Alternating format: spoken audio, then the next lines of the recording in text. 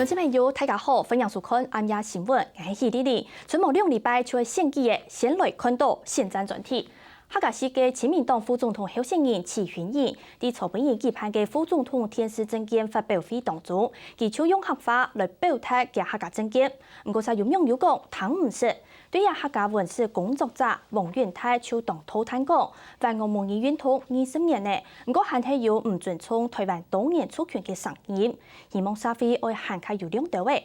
客委會主委劉慶忠，佢今日喺新竹寶塚人民廟開工儀式支持嘅下，就明顯去年基本民眾來黨喺公開場合不准講客，也咪代表講愛行客嘅行客實忙來推動客家話。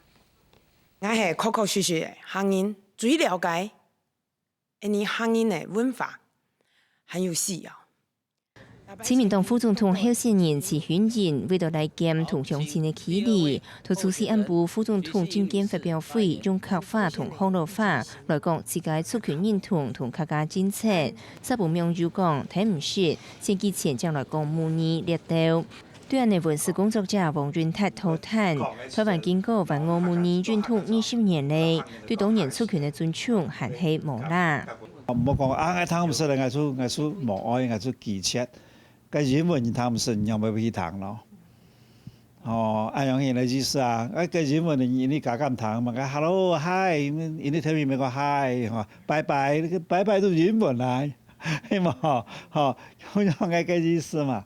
齊雲義公開用客話講客家政策，無網友批評，此呢事件到去年客莊嘅發通，客委會主委劉慶忠用客話支持，咩部民眾講睇唔實，另外不易講，顯示對客家語言嘅推動，除了硬體建設，還愛國部後生人來學。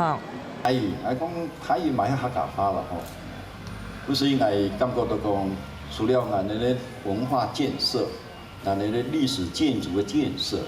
但客家話推廣嘛，越來越重要嘅。唔係講我哋50-60年吼，咱曉得講客家話，也希望咧，我哋更加後生嘅，我哋青年咧也可以講客家話。客話雖然係公司理念之一，實係喺無頭公開場合，本年衣服睇唔實冇聽。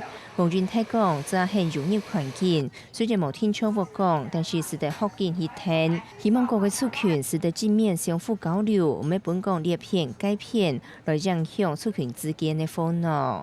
客家新聞台關注劉文輝、王本堯台北新竹報道。